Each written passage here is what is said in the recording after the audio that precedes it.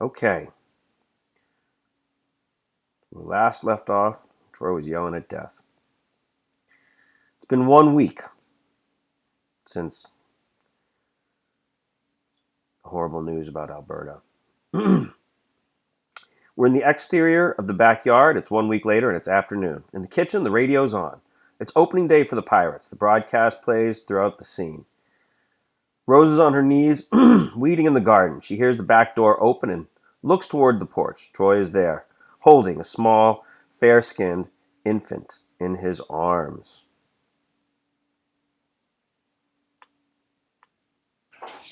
Rose, I'm standing here with my daughter in my arms. Now, she ain't but a wee, bitty little old thing. She don't know nothing about grown folk business. She innocent. And she ain't got no mama. What you telling me for, Troy?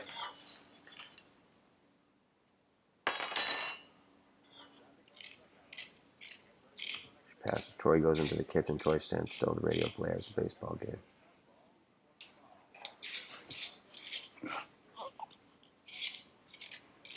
Guess we go sit out here on the porch.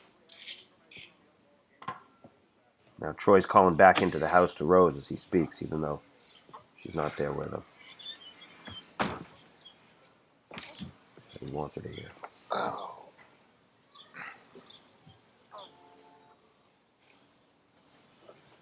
Man's got to do what's right for him.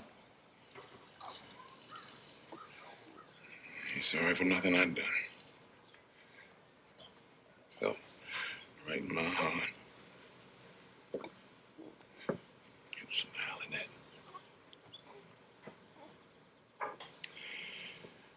Your daddy's a great big old man. Got these great big old hands, but sometimes he's scared. Yeah, right now your daddy's scared because we sitting out here on the porch. We ain't got no home.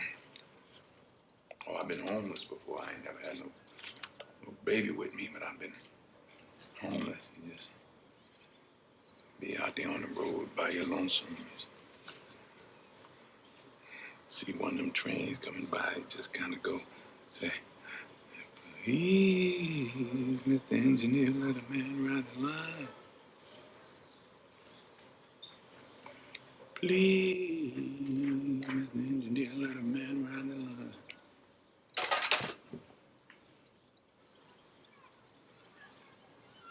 I ain't got no ticket, please. Let me ride the bus.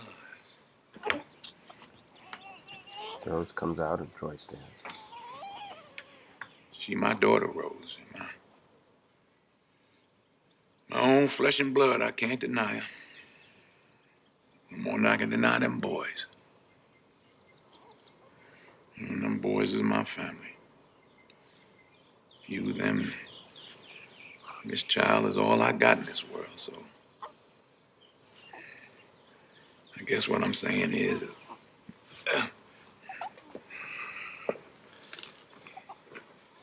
I'd appreciate it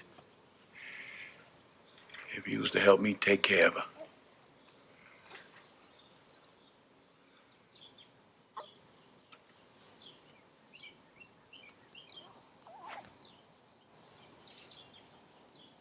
Okay, Troy. You're right. I'll take care of your baby for you. Because like you say, she's innocent. You can't visit the sins of the father upon the child. Motherless child's got a hard time. Takes the baby.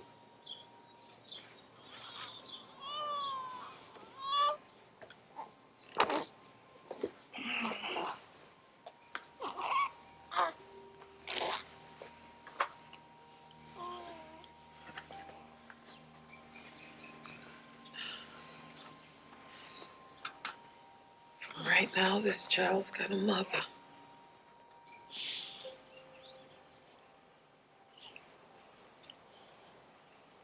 But you a womanless man.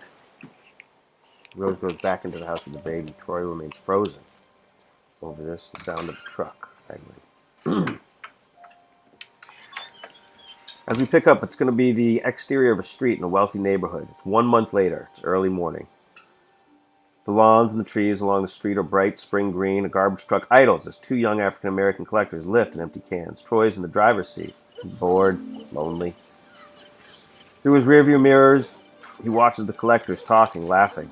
A group of white high school students come out of one of the houses, clowning, chatting. Several boys in varsity jackets. Troy watches them, and he's startled by a loud thump from the back. In his rearview mirror, the collectors step on board. He shifts into first gear, and the truck rolls through the wealthy neighborhood. As we continue, we're going to pick up in the exterior of the backyard. It's afternoon. Troy comes in through the side yard to the sound of a bat hitting a baseball. Corey, in his A&P uniform, fake bow tie dangling from his open collar, is hitting the ball. The moment Corey sees Troy, he stops. Troy looks ready to say something. Corey tosses the bat away carelessly, making a show of it. Coming in, everybody going out. I'm taking this cake down to the church. Making a show of it, he buttons his collar, clips the tie into place, and walks out the right side of the alley, all without giving his father a single glance. Troy goes to the bat, picks it up, and puts it into its proper place against the tree. He turns and heads into the house. Then Troy comes into the kitchen, which looks different.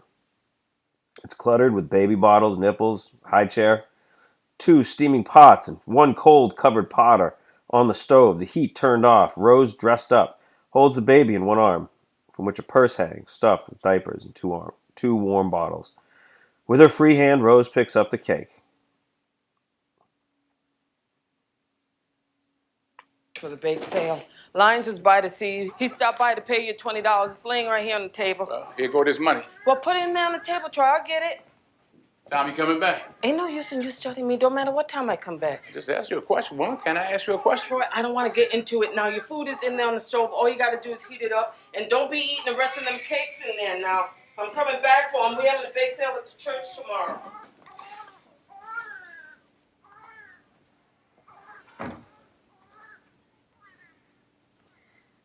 Troy stands alone in the empty house, unsure of what to do. He flaps the money he's holding, goes to the dining room table, and puts his cash next to Lyon's 20. Pockets the 20, starts for the door.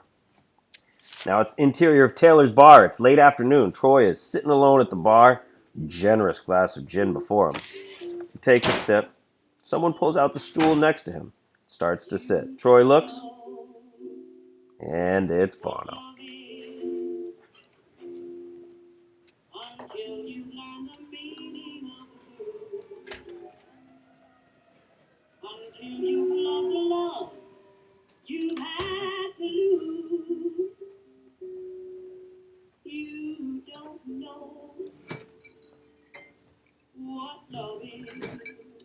Hey, Troy. Sounding Bono? I just thought I'd stop by to see you. Wasn't no one at the house, so I figured. You stopped by to see me for. You ain't stopped by in a month of Sundays. Hell, I must owe you some money or something. Now, since you got your promotion, I can't keep up with you. Used to see you every day. Now I don't even know what route you working. Keep switching me around. Got me out there in Green Tree now. All them white folk garbage. Green Tree, huh? Yeah. You lucky. At least you ain't got to be lifting them barrels. Damn if they ain't getting heavier. Mm. I'm gonna put in my 2 years and call it quits. Yeah, I'm thinking about retiring myself. Oh, you got it easy. You could drive for another 5 years. Ain't the same, Bono. It ain't like working the back of the truck. Ain't like you working by yourself. Ain't nobody to talk to. No, I'm thinking about retiring. How Lucille? She all right. The arthritis get to acting up on her sometime. Saw Rose on the way here. She going down to the church, huh? Yeah, she took up going down there. All them preachers looking to fatten their pockets. Got some gin, huh? No, thanks. I just stopped in to say hello. Well, you can take a drink, nigga. I ain't never known you to say no to a drink. You ain't got to work tomorrow? I just stopped by. I'm fitting to go over to Skinner's. We got us a domino game going over his house every Friday. Nigga, you can't play no dominoes. I used to whoop you 4 games out of 5. Well, that learned me. I'm getting better. Yeah?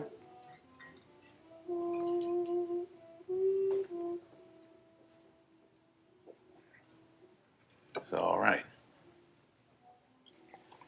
Look here, I got to be getting on. Stop by sometime, huh? Yeah, I'll do that, Bono. Lucille told Rose you got her that new refrigerator.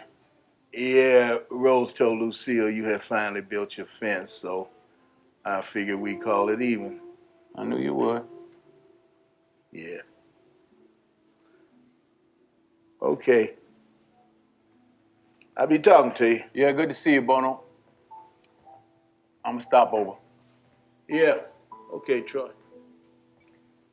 Bono leaves. Troy downs the rest of his drink in one swallow. Under his breath, he starts to sing to himself. Hear me, hear me.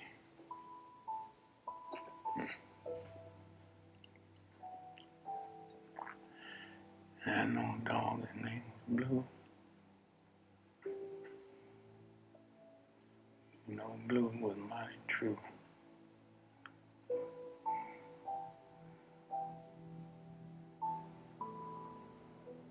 You know, Blue was a good old dog.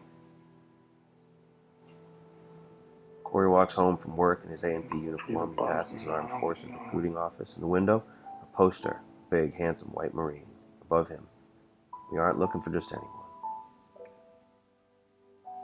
And below, he might be looking for you. Corey stares at it for a long time as Troy's singing continues. Old Blue died and I dug his grave. Let him down.